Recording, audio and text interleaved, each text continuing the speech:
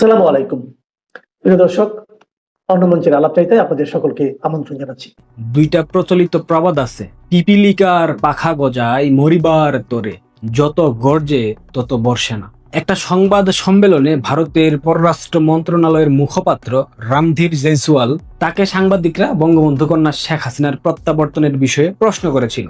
তিনি সংক্ষেপে বলে দিয়েছেন, প্রত্যার্পণ আইনি বিষয়, শেখ হাসিনার ক্ষেত্রেও সে অনুযায়ী হবে। এটা কিন্তু একটা কূটনৈতিক ভাষা। উনি যেভাবে বলেছেন জয়সওয়াল সাহেব, এটা কিন্তু কূটনীতির ভাষা। কূটনীতির ভাষা একজন কূটনৈতিক বলবেন, এটা খুব সিম্পল, মানে এটার মধ্যে কোনো থিওরি থাকার কথা না। একজন কূটনৈতিক ভাষায় কথা বলবেন। তিনি তো স্বাভাবিক রাজনৈতিক নেতাদের মতো কথা বলতে পারেন না। এটা তো বাংলাদেশের কোনো কূটনৈতিক না যে পলিটিক্যাল পার্সনের মতো বক্তব্য দেবেন, তাই না? এই বক্তব্য দেওয়ার কয়েক ঘন্টা পর থেকে বাংলাদেশের জাতীয় সংসদ ভবনের অধিবেশন স্বরাষ্ট্রমন্ত্রী বলতেছে শেখ হাসিনা আসলেই তাকে গ্রেফতার করা হবে এবং রায় বাস্তবায়ন করা হবে। শিলং সালাউদ্দিন সাহেব, এটা কথা আছে না, যত গর্জে তত বর্ষে না। বঙ্গবন্ধুর কন্যা রে, বঙ্গবন্ধুর জন্ম দেওয়া দেশে ফাঁসি দেবেন, আর বাংলাদেশের মানুষ, আওয়ামী লীগের কর্মী সমর্থক এবং বঙ্গবন্ধু প্রেমিক যারা আছেন তারা চুপচাপ চেয়ে দেখবে, মানে হাতে চুরি পরে বসে থাকবে? এত সহজ। বঙ্গবন্ধু কন্যা বাংলাদেশে ফিরলে পরিস্থিতি সামাল দিতে পারবেন কিনা সেটা চিন্তা করেন। অলরেডি মার্কিন ডিপ স্টেট আপনাদের ছুঁড়ে ফেলে দিয়েছে, কারণ আপনারা অকর্মা। আপনাদেরকে দিয়ে তাদের স্বার্থ উদ্ধার হয়নি, তাদের স্বার্থ বাস্তবায়ন হয়নি। চীন থেকে 20টা যুদ্ধ বিমান কেনার যে প্রতিশ্রুতি জনাব তারেক রহমান দিয়ে আসছে বিনিময়ে তিস্তা চুক্তি, এটা মার্কিন ডিপ স্টেট, মার্কিন যুক্তরাষ্ট্র তারা চেয়ে দেখবে, মানে মেনে নেবে? এটা মনে হয় নিজের পায়ের তলায় মাটি নাই, মাথার উপর আকাশ সরে যাচ্ছে, মেঘ জমাচ্ছে, এইটা চিন্তা করেন না। বসে আছেন বঙ্গবন্ধু কন্যা বাংলাদেশে ফিরবে, উনার বাপের জন্ম দেওয়ার রাষ্ট্রে, আর আপনারা ওনাকে ফাঁসির রায় কার্যকর করবেন। মানে এত সহজ। বাংলাদেশ আওয়ামী লীগের 5 কোটি সমর্থক বাংলাদেশে এখনো আছে। তারা কি বসে বসে আঙুল চুষবে, নাকি বাংলাদেশে গৃহযুদ্ধ লাগানোর একটা পরিকল্পনা করছেন? বঙ্গবন্ধু কন্যা দেশে ফেরার পর যদি তার উপর কোনো আক্রমণ হয়, তাকে হত্যার উদ্দেশ্যে যদি কোনো আক্রমণ করা হয়, সেটা জামাত করুক, বিএনপি করুক, কিংবা মৌলবাদী সন্ত্রাসী জঙ্গি গোষ্ঠী করুক, আপনাদের কি মনে হয় বাংলাদেশের মানুষ আপনাদেরকে আস্ত রাখবে? এটাও ভাবেন আপনারা? আরেক দালাল, মার্কিন ঘেটুপুত্র, ইউনূসের চামচা, সাবেক অ্যাটর্নি জেনারেল আসাদুজ্জামান নাকি যেন নাম, এই বদমাইশ আইনমন্ত্রী হয়েছে বিএনপির। এ বলতেছে দিল্লিতে বসে হুঙ্কার দিয়ে লাভ নেই, সীমানায় ঢুকলে গ্রেফতার। আরে আসাদ দালাল, সীমানায় ঢুকলে কে গ্রেফতার হবে, কে গ্রেফতার হবে না সেটা তো তোমাকে বলতে বলেনি। বঙ্গবন্ধু কন্যা নিজেই তো ঘোষণা দিয়েছেন, কোন জেলে রাখবা সেটা প্রস্তুত করো, কোথায় রাখবা সেটা প্রস্তুত করো, পাসপোর্ট দাও, ট্রাভেল ডকুমেন্টস দাও। একজন সাবেক প্রধানমন্ত্রীর পাসপোর্ট বাতিল কইরা দিছো, এখন উনি যখন নিজে থেকে আসার জন্য বলতেছেন, এখন তোমরা নানাবিধ নাটক দেখাচ্ছ। তোমরা যে ভয় পাচ্ছ, তোমাদের যে হাঁটু কাঁপাকাঁপি করতেছে, এটা আমরা জানি না? তোমরা কোন কোন দূতাবাসে গিয়ে হাজিরা দিচ্ছ, কিভাবে বঙ্গবন্ধু কন্যা শেখ হাসিনার প্রত্যাবর্তন ঠেকানো যায় আমরা জানি না? সকাল সন্ধ্যা মার্কিন দূতাবাসে গিয়ে হাজিরা দেওয়া, চীনা দূতাবাসে গিয়ে হাজিরা দেওয়া, তুর্কির সাথে ঘন ঘন যোগাযোগ করা, মার্কিন দালালদের সাথে ঘন ঘন যোগাযোগ করা, পাকিস্তানের সাথে ঘন ঘন যোগাযোগ করা, শেখ হাসিনা ফিরলেও আইএসআই কে দিয়ে হত্যার পরিকল্পনা করা, এইসব যে তোমরা আড়ালে আবডালে করো, তোমরা কি জানো না তোমাদের যে দালালদের সাথে এসব কথা বলো, সেই দালালরা অন্য জায়গায় বিক্রি হতে পারে, সেই দালালরা অন্য জায়গায় তথ্য সার্ভ করতে পারে? এটুক সেন্স তোমাদের মধ্যে আছে? নাই তো। বিএনপি একটা মাথা মোটা দল, এটা একটা ক্লাব বলতে পারেন। এই মাথা মোটারা বুঝেই না যে একটা কথা একটা জায়গায় বললে সেটা যে আরেক জায়গায় যাইতে পারে, এই সেন্স এদের মধ্যে নাই। তোমরা বঙ্গবন্ধু কন্যার প্রত্যাবর্তন ঠেকাতে কি কি পরিকল্পনা করেছো এটা বাংলাদেশের মানুষও জানে, আমরাও জানি। সুতরাং এত নাটক কইরা লাভ নাই। বঙ্গবন্ধু কন্যা ঘোষণা দিয়েছেন বাংলাদেশে ফিরবেন, তার মানে উনি ফিরবেন। তোমাদের শক্তি থাকলে তাকে ঠেকাও। আওয়ামী লীগের যে 5 কোটি সমর্থক আছে তারা তো বঙ্গবন্ধু কন্যাকে গ্রহণ করতে যাবে। তিনি যেভাবেই আসেন, তিনি যদি স্থলপথে আসেন সেখানে রিসিভ করতে যাবে, তিনি যদি আকাশপথে আসেন সেক্ষেত্রে বিমানবন্দরে তাকে রিসিভ করতে যাবে। এটা খুব সিম্পল। এবং তার ঘোষণা যেদিন হবে যে অমুক তারিখে আমি আসব, সেদিন জনস্রোত, গণজোয়ার সামাল দেওয়ার সক্ষমতা বিএনপির আছে। সাধারণ শিক্ষার্থীরা রাস্তায় নেমে আন্দোলন করলে সেখানে বিজিবি মোতায়েন করতে হয়, সেখানে সেনাবাহিনী মোতায়েন করতে হয়। জুলাই আগস্টের জঙ্গি আন্দোলনের সময় অনেকেই বলেছিল বিএনপির শ্যামাবায়েত যে ঢাকা শহরে কি বর্ডার আছে, এখানে বিজিবি মোতায়েন করতে হয়। তো এখন বলি কি, ঢাকা শহরে কি বর্ডার আছে? সংসদের সামনে, ঢাকা বিশ্ববিদ্যালয়ে বিজিবি মোতায়েন করতে হয়, সেনাবাহিনী মোতায়েন করতে হয়? এখন কি ঢাকা শহরে বর্ডার আইসা পড়ছে? বাংলাদেশের সীমান্তবর্তী এলাকা কি ঢাকা বিশ্ববিদ্যালয়, সংসদ ভবনের মানিক মিয়া এভিনিউ? না তো। তো এখন কেন বিজিবি মোতায়েন করা হয়? এখন কেন সেনাবাহিনী মোতায়েন করা হয়? কেন? এখন কার পুলিশে মারে শিক্ষার্থীদেরকে? স্বৈরাচারের পুলিশ তো এখন নাই। সব পুলিশকে পরিবর্তন করে ফেলেছো, সবাইকে চাকরিচ্যুত করেছো, 3,000 পুলিশ হত্যা করেছো। এখন তো সব তোমাদের পুলিশ। তোমাদের এই পুলিশ শিক্ষার্থীদের গায়ে হাত তুলে কেন? এখন কথা বের হয় না? এখন সুশীল বুদ্ধিজীবী বাঙ্গু বামেদের ডানেদের কথা বের হয় না? হবে না, কারণ এরা সব মার্কিন বেনিয়ার দালাল, এরা সব চাইনিজ দালাল, এরা সব পাকিস্তানের দালাল, এরা সব তুর্কিদের দালাল। এটা স্বীকৃত সত্য, প্রতিষ্ঠিত সত্য, প্রমাণিত সত্য। এটার বাইরে যাওয়ার কোনো অবকাশ নাই। সুতরাং শেখ হাসিনা ফিরলে উনাকে ফাঁসি দিবা, মৃত্যুদণ্ড কার্যকর করবা, ফেরার সাথে সাথে গ্রেফতার করবা, সেটা উনাকে ফেরার বন্দোবস্ত করে দাও, তারপর না করবা। উনাকে পাসপোর্ট দাও, ট্রাভেল পাস দাও, উনি বাংলাদেশে ফিরুক। একটা কথা মাথায় রেখো, ইয়াহিয়া আওয়ামী লীগকে নিষিদ্ধ করেছিল, বিনিময়ে বাংলাদেশ স্বাধীন হয়েছে। তোমরা আওয়ামী লীগকে নিষিদ্ধ করেছো, ছাত্রলীগকে নিষিদ্ধ করেছো, বিনিময়ে বাংলাদেশ পুনরায় স্বাধীন হবে মৌলবাদী স্বাধীনতা বিরোধী শক্তির কাছ থেকে। বাংলাদেশটা এখন যে মৌলবাদী জঙ্গি জিহাদি স্বাধীনতা বিরোধী শক্তির নিয়ন্ত্রণে, সেই নিয়ন্ত্রণ বাংলাদেশ আওয়ামী লীগ সাধারণ মানুষকে নিয়ে উদ্ধার করবে, গণমানুষকে নিয়ে উদ্ধার করবে। কারণ বাংলাদেশ আওয়ামী লীগের শক্তি গ্রেনেড কিংবা বুলেটে না, তাদের শক্তি গণমানুষ, তাদের শক্তি সাধারণ খেটে খাওয়া মানুষ, তাদের শক্তি শ্রমজীবী দিনমজুর মানুষ। এই দিনমজুর শ্রমজীবীরাই আওয়ামী লীগের পক্ষে স্লোগান দিয়েছে 5 আগস্টের পর, এখনো দিচ্ছে। বঙ্গবন্ধুর কন্যা যেদিন বাংলাদেশে প্রবেশ করবেন সেদিনও এরাই সামনের সারিতে গিয়ে স্লোগান দিয়ে ওনাকে বাংলাদেশে ফিরিয়ে আনবে। তোমাদের জেল কত শক্তিশালী, তোমাদের প্রশাসন কত শক্তিশালী, তোমরা কত শক্তিশালী, তোমরা 48 দল মিলে পারলে ঠেকাও বঙ্গবন্ধু কন্যার প্রত্যাবর্তন। পৃথিবীর কোনো শক্তি কোনো কিছুই ঠেকাতে পারবে না।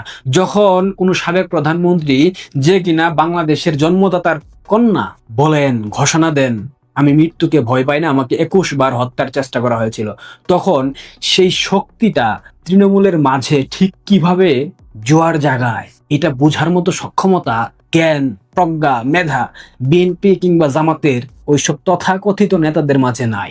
সুতরাং চেষ্টা চালিয়ে যাও, সময় বলবে কে বেশি শক্তিশালী, কার বিজয় সুনিশ্চিত, কোনো হুমকি ধামকি না। এটাই রিয়েলিটি। প্রধানমন্ত্রীর তারেক রহমান সাহেবের যে মন্ত্রী পরিষদ, উপদেষ্টা পরিষদ কেমন চলছে, এবং এই মন্ত্রী পরিষদ এবং উপদেষ্টা পরিষদ তাকে কি সফলতার স্বর্ণের শিখরে নিয়ে যাবে, নাকি পতনের অতলান্তে নিয়ে যাবে? কিংবা তিনি নিজে যে সকল কাজকর্ম করছেন সেই কাজকর্মগুলোর মধ্যে আলটিমেটলি সরকারের সফলতা, তার নিজের ব্যক্তিগত সফলতা এবং দেশের যে সার্বিক অবস্থা, এই বিষয়গুলো কিভাবে প্রতিফলিত হচ্ছে, এর কি কোনো ভবিষ্যৎ আছে? এই বিষয়গুলো নিয়ে আলোচনা করব। এবং আমি যখন আলোচনা করছি তখন রাজপথে শিক্ষামন্ত্রীর পদত্যাগের দাবিতে তুমুল আন্দোলন চলছে। তারপর সংসদ ভবনে ছাত্ররা ঘেরাও করে আছে, পুলিশ লাঠিপেটা করেছে, কয়েক দফা তাদেরকে তাড়িয়ে দেওয়া হয়েছে। যেহেতু এই জেনারেশনটা মানে আমাদের দেশে কোটা বিরোধী আন্দোলনে যারা সফলতা পেয়েছেন তাদের চাইতে এই জেনারেশনটা আরও বেপরোয়া।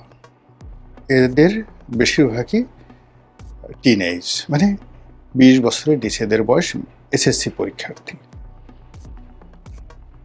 ফলে এই যে যারা রাজপথে আছে তাদের সঙ্গে পরিবার জড়িত, রাষ্ট্র জড়িত, এবং যারা আইন শৃঙ্খলা রক্ষার দায়িত্বে নিয়োজিত তারাও জড়িত, এবং একই সঙ্গে সরকারকে যারা বিপদে ফেলতে চায় তারা এই যারা এখন রাজপথে আছেন তাদেরকে যত সহজে মোটিভেট করতে পারবেন, এটা অন্য কোনো রাজনৈতিক দল, গ্রুপ বা গোষ্ঠীর দ্বারা কোনো মতে সম্ভব নয়। আমরা যেরকম সাধারণ মানুষ, তারা কিন্তু অনেক আগের থেকেই বলছিলাম যে জুলাই, আগস্ট, সেপ্টেম্বর এই 3টি মাস সরকারের জন্য ভীষণ রকম খারাপ একটা সময় যাবে, প্রাকৃতিক কারণে, রাজনৈতিক কারণে এবং অন্যান্য বিভিন্ন কারণে। এবং এই যে দেখুন, সমস্যাটা শুরু হয়েছে বৃষ্টি থেকে। এখন এই যে বৃষ্টিটা হলো, এখানে তো তারেক রহমান সাহেবের কোনো হাত ছিল না। কিন্তু তিনি যদি এই জুলাই মাসের বৃষ্টি, প্রকৃতি, গ্রহ নক্ষত্র সম্পর্কে তার ধারণা থাকতো, তাহলে এই সময়টিতে তিনি সতর্ক হতেন। এবং এখনও তিনি যদি সতর্ক হন তাহলে অনেক বিপত্তি তিনি এড়াতে পারবেন। আর সতর্ক যদি না হন তাহলে বলতে গেলে পচা শামুকে পা কাটবে। আলোচনার শুরুতে চলে আসি। এই সরকারের বেশ কয়েকজন মন্ত্রী যারা ইতিমধ্যে মানুষের বিরক্তির কারণ হয়ে পড়েছেন, সমালোচিত হয়েছেন। এরা নিজ নিজ দপ্তরে তারা সফলতার পরিবর্তে ফাটাকেষ্ট হওয়ার চেষ্টা করে চলেছেন অনেকটা সিনেমাটিক স্টাইলে, যেটি এই আধুনিক যুগে একেবারে বেমানান।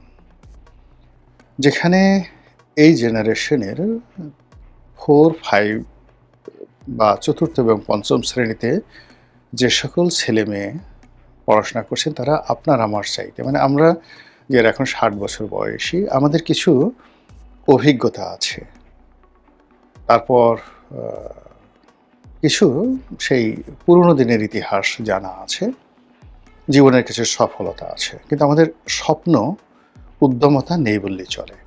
নতুন করে আমরা কিছু করতে পারবো না। কিন্তু এই যে টকবগে যারা তরুণ, একেবারে ক্লাস 4, 5 থেকে শুরু করে এই যে ধরুন যারা এসএসসি পরীক্ষা দিচ্ছেন, তারা প্রথমত তারা টেকনোলজি, সেটা টিকটক বলেন, কম্পিউটার চালানো বলেন, কম্পিউটার গেম বলেন, এই বিষয়ে তারা আমাদের সে কোটি কোটি গুণ পারদর্শী ইন অ্যাভারেজ। আমাদের মধ্যে যে 2-4 জন নেই খুব পণ্ডিত, সেটা আলাদা কথা, কিন্তু ইন জেনারেল যদি আপনি 50 থেকে 60 বছরের 1000 লোক আনেন আর ওদের মধ্যে 1000 লোক আনেন, আপনি দেখবেন যে তারা কম্পিউটিংয়ে মাচ বেটার দেন অফ আস।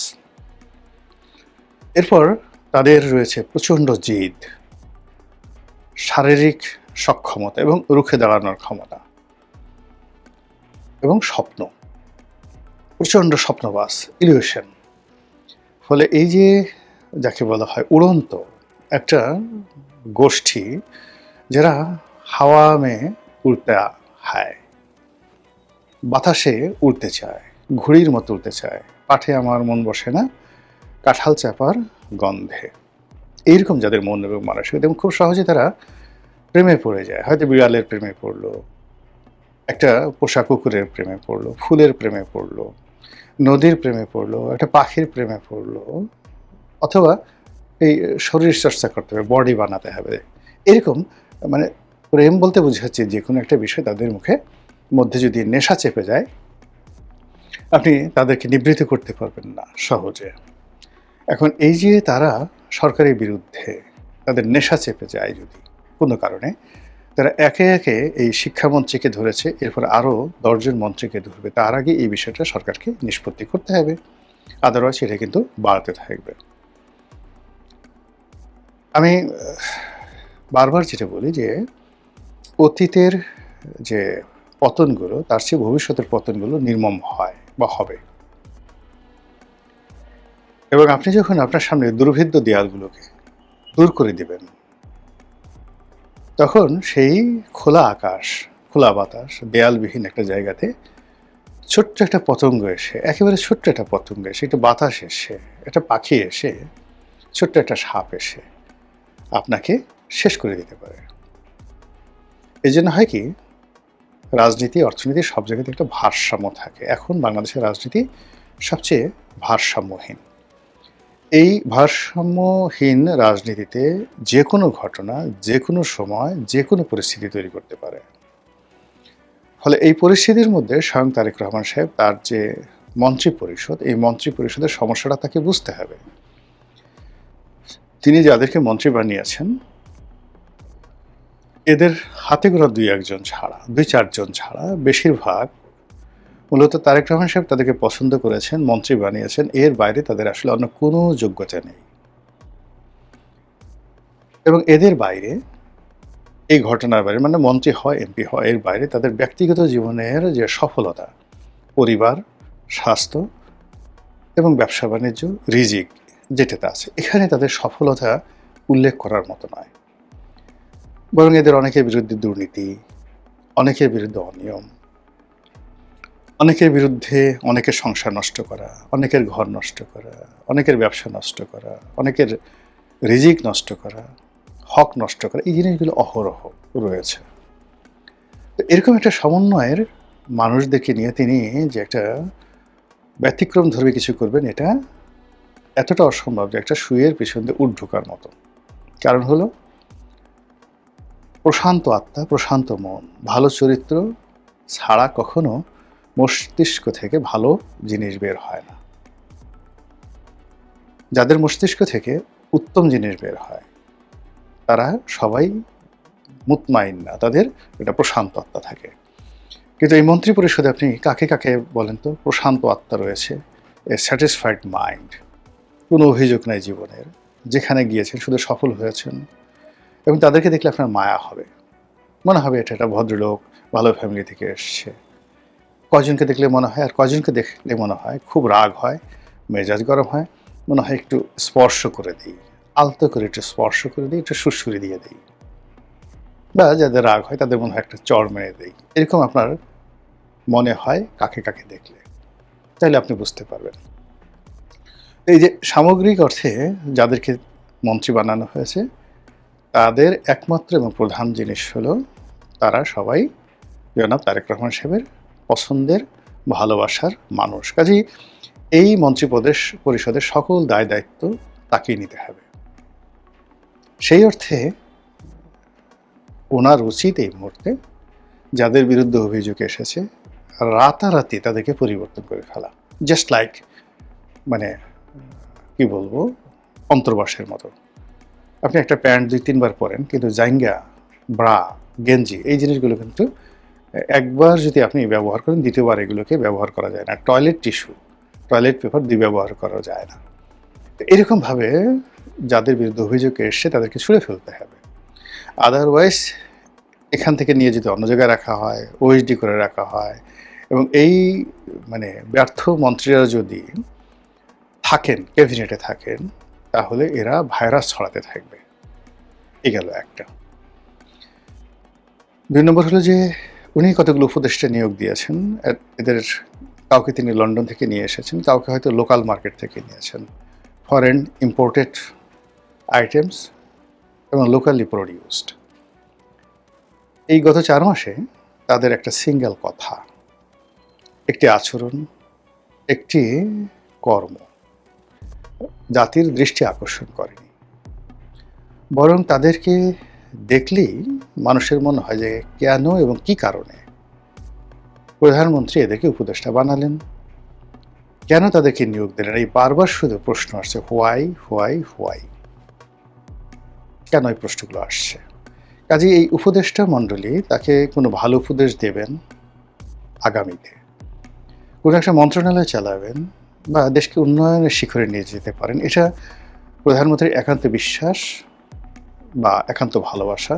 একান্ত ব্যক্তিগতভাবে যেভাবে তিনি তার খুব কাছের প্রাণী এবং কাছের বন্ধু, কাছের আত্মীয় শুভানুধ্যায়ীদেরকে যেভাবে ভালোবাসেন, ওইরকম একান্ত ব্যক্তিগত। কিন্তু রাষ্ট্রের যারা লোকজন, সাধারণ জনগণ, তারা কেউ তার সিঙ্গেল উপদেষ্টা সম্পর্কে ভালো ধারণা, ইতিবাচক ধারণা, সুদূর প্রসারী ধারণা পোষণ করে না, এবং করার কোনো কারণ নেই। তো কাজেই তাকে রিসা ফেলে যেতে হবে, তাকে রিসা ফেলে যেতে হবে। যে ভুল শেখ হাসিনা করেছেন, জিদ করেছেন, মানে তিনি ধরুন সৈয়দ আবুল হোসেনের পদত্যাগের বিষয় যখন এলো, তিনি আবুল হোসেনকে অ্যাভেল করলেন না শেষ পর্যন্ত, কিন্তু যখন তাকে বাদ দেওয়া হলো তখন তার সর্বনাশ হয়ে গেছে। কিন্তু যখন বলা হয়েছিল যে আবুল হোসেনকে বাদ দেন, রাতারাতি তাকে বাদ দিয়ে দিলে এই ঘটনা ঘটত না। বা ওবায়দুল কাদেরকে যখন জেনারেল সেক্রেটারি করা হলো, সৈয়দ আশরাফকে বাদ দিয়ে, কেউ কিন্তু মেনে নেয়নি, কিন্তু ভয়ে কথা বলেনি। কিন্তু ওবায়দুল কাদের সাহেব যখন বিভিন্ন মানুষকে অপমান করা শুরু করলেন, এমনকি একজন সংসদ সদস্যকে চল দিয়ে বসলেন, এই বিষয়টির সঙ্গে সঙ্গে শেখ হাসিনার উচিত ছিল সঙ্গে সঙ্গে তাকে বাদ দেওয়া। যে একজন মাননীয় সংসদ সদস্য, হোয়াট এভার মেবি, যত বড় ছোট কর্মী হন না কেন, তাকে প্রকাশ্যে চড় মারাটা কোনো অবস্থাতে সমর্থনযোগ্য নয়। তো এই ক্ষেত্রে যেটা হচ্ছে যে এই মন্ত্রী পরিষদের মধ্যে, এই উপদেষ্টাদের মধ্যে, কিংবা প্রধানমন্ত্রীর পার্সোনাল স্টাফদের মধ্যে যেটিকে বলা হয় সুপারস্টার বা মেগা স্টার রূপে কয়েকজন লোক খুব বাহাদুরি করছেন। কেউ সর্ববিদ্যায় বিশারদ, কেউ রোগের কবিরাজ, কেউ হয়তো বা সর্বক্ষমতার অধিকারী 10 ভুজা দুর্গা দেবী। অনেক ক্ষমতা, অনেক জ্ঞান, অনেক প্রভাব ইত্যাদি ইত্যাদি, এরকম যারা সুপারস্টার হয়ে গেছেন এবং তাদেরকে দেখলে মনে হয় বা তারা নিজেদেরকে প্রমাণ করতে চান যে they are much better than a prime minister in terms of education, in terms of quality, in terms of approaching and everything. তারা যত বেশি আনুগত্য দেখাচ্ছে প্রধানমন্ত্রীর সামনে গিয়ে, পেছনে এসে তারা মনে করছে যে আমরা না থাকলে এই সরকার 1 মিনিট টিকবে না, থাকবে না, সরকারকে আমরা টিকিয়ে রেখেছি। প্রধানমন্ত্রীর প্রথমেই বুঝতে হবে যে এই ধরনের মানুষ যারা সামনে এসে এক কথা বলে, পিছনে অন্য কথা বলে, আর জনগণ যাদের সম্পর্কে মনে করে যে এরা সরকারের রাইট হ্যান্ড, লেফট হ্যান্ড থেকে শুরু করে সব কিছু তারা, এদেরকে আসলে বাদ দিতে হবে। কোনো ছাটকাট নেই, কোনো কিছু নেই। যখনই কেউ খুব বেশি শক্তিশালী হয়ে পড়ে তখন সেটা বাদ দিতে হয়। এবং একই কাজ মানে অসাধারণভাবে ইতিহাসে 2 জন বিখ্যাত ব্যক্তি, 3 জন বিখ্যাত ব্যক্তি করেছিলেন। আমাদের এই পাক ভারত উপমহাদেশে একজন সুলতান ইলতুৎমিশ। সুলতান ইলতুৎমিশ তার দরবারে তুর্কি এবং আফগানদের প্রাধান্য কমানোর জন্য তিনি 40 জন দাস, দ্য গ্রেট 40 স্লেভস, এরকম একটা বাহিনী গঠন করেছিলেন এবং তাদের হাতে সব দায়িত্ব দিয়েছিলেন। তিনি তার জীবদ্দশায় এই 40 জন কৃতদাস, তাদের বেস্ট সার্ভিস তিনি পেয়েছিলেন এবং রাষ্ট্রকে অসাধারণ একটা সেবা দিয়েছিলেন। কিন্তু তার মৃত্যুর পরে একেবারে গিয়াসউদ্দিন বলবনের জমানা পর্যন্ত প্রথম দিকে এই 40 জন কৃতদাসের যে যন্ত্রণা, পুরো ভারতবর্ষ অস্থির হয়ে গেল। একের পর এক যুদ্ধ, একের পর এক ক্ষমতা, প্রাসাদ ষড়যন্ত্র, হত্যাকাণ্ড, সব মিলিয়ে তছনছ। যখন নাসিরুদ্দিন সাহেব ক্ষমতায় আসলেন, দিল্লির বাদশা, ওই যে নাসিরুদ্দিন, তার প্রধানমন্ত্রী হলেন তারই শ্বশুর গিয়াসউদ্দিন বলবন। তখন 50% তিনি এদেরকে কমাতে পারলেন এবং নিজে ক্ষমতায় এসে জাস্ট গ্যাচাং সবগুলোর শিরচ্ছেদ করে দিলেন। ফলে তিনি 20টি বছর, 40 বছর তিনি শাসন ক্ষমতায় ছিলেন, 20 বছর প্রধানমন্ত্রী রূপে আর 20 বছর সুলতান রূপে। এই 40 জনকে তিনি শেষ করে দিয়েছিলেন। ঠিক সেম কাজ করেছিলেন আলাউদ্দিন খিলজি, একই অবস্থায় তিনি পড়েছিলেন। তো আলাউদ্দিন খিলজি, গিয়াসউদ্দিন বলবন এবং সুলতান ইলতুৎমিশ, এদের জীবন যদি এবং সফলতা যদি প্রধানমন্ত্রী অনুসরণ করেন, he has no way but to reform. এবং এটা করতে তাকে দেরি করা যাবে না। তাকে এই ক্ষেত্রে এতটা নির্মম এবং নিষ্ঠুর হতে হবে যে কোনো অবস্থাতেই যেন তার প্রতিপক্ষ একটা করার সুযোগ না পায়, আর তাকে ব্যবহার করে কোনো একটা মাসিও যেন ভো করার সুযোগ না পায়। নো ভো নো ভা, তাহলে তিনি টিকতে পারবেন, যেতে পারবেন, আদারওয়াইজ হবে না। সোজা বাংলা কথা। দ্বিতীয় যে বিষয়টি হলো তার ব্যক্তিগত জীবন। তার স্ত্রীকে তিনি কতটা ভালোবাসেন, তারপরে কিভাবে ছাতি ধরেন, তার স্ত্রীকে খুশি করার জন্য তিনি যে সকল প্ল্যান করেন, পরিকল্পনাগুলো করেন, এই জিনিসগুলো নিয়ে বিরোধী দলের যারা লোকজন, তরুণ যারা আছেন, তারা ট্রল করছেন।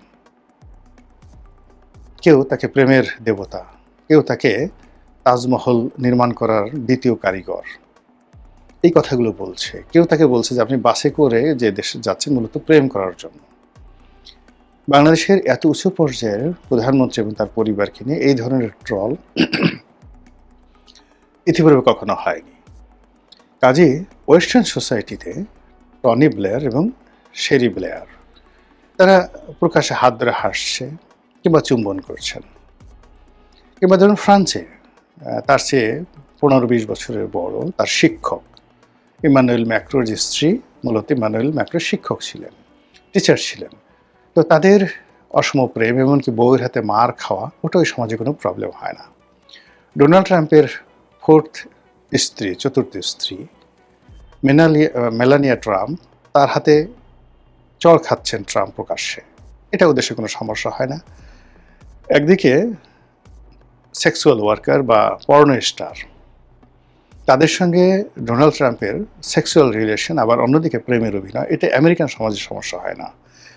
কিন্তু আমাদের সাবকন্টিনেন্টে, এশিয়া সাবকন্টিনেন্টে এই ধরনের জিনিস একেবারে সহ্য করা যাবে না। কাজে এখানে ছেলে মেয়ে পরিবার এটা একান্ত ব্যক্তিগত বিষয় থাকাটাই উত্তম। প্রধানমন্ত্রী যে কাজগুলো করছেন আপাত দৃষ্টিতে আমাদের কারো কোনো ক্ষতি হচ্ছে না, কিন্তু হয়তো তিনি এই কাজ করে মজা পাচ্ছেন, আনন্দ পাচ্ছেন, এবং সেই আনন্দকে তিনি রাষ্ট্রীয় কর্মে আরও উদ্দীপনা রূপে ব্যবহার করতে পারবেন। কিন্তু তার বুঝতে হবে যে রাম কেন সীতাকে বনবাসে দিয়েছিলেন। আবার সীতা বনবাস থেকে ফিরে আসার পরে রাম তার সতীত্ব পরীক্ষা করার জন্য যখন রামের স্ত্রী সীতাকে অপহরণ করে নিয়ে গেল রাবণ, তখন প্রশ্ন হলো সে তার সতীত্ব হারিয়ে ফেলেছে। তো সেই স্ত্রীকে তিনি যখন ঘরে তুলবেন, সমাজ বলল সে অসতী, তাকে সেই সৎ প্রমাণ করার জন্য, সতী প্রমাণ করার জন্য আগুনের উপর দিয়ে তাকে হেঁটে যেতে হলো। এগুলো নেহায়েত গল্প, কিন্তু এগুলো বোঝায় যে রাজাকে সবসময় জনগণের কথা ভাবতে হবে। পাবলিক সেন্টিমেন্ট, পাবলিকের যে অ্যাপ্রোচিং, আগে আমরা জানতাম আটকুরে রাজা সে ঘর থেকে বের হতো না, তার ছেলে মেয়ে হতো না, এই কারণে যে জনগণ তাকে দেখলে বলতো যে হায় আল্লাহ, আজকে রাজাকে দেখলাম, আমাদের দিন ভালো যাবে না। এই গল্পের একটা মিনিং আছে। দেখুন যে সেই যুগে যখন রাজা একক কর্তৃত্ববাদী, তখনও তাকে এই পাবলিক সেন্টিমেন্ট স্মরণ করে তাকে ঘরের মধ্যে আবদ্ধ থাকতে হতো। কাজে এখন প্রধানমন্ত্রী এবং তার পরিবারকে নিয়ে তার যারা সমালোচক যে কথাগুলো বলছে, তাকে অবশ্যই এগুলো কগনিজেন্সে নিতে হবে। আমরা যারা সাধারণ জনগণ আছি, আমরা চাই যে ধারাবাহিকতা থাকুক। একটা জুলাই বিপ্লব হয়েছে, কম বেশি আমরা সবাই সমর্থন জানিয়েছি, ফলে এটা ধারাবাহিকতা থাকলে আমাদেরই লাভ। কিন্তু এখানে যদি ধারাবাহিকতা নষ্ট হয়, তাহলে বিএনপি যত ক্ষতি হবে বা ইউনূস সাহেব যে যত ক্ষতি হয়েছে, তার চেয়ে জনগণ হিসেবে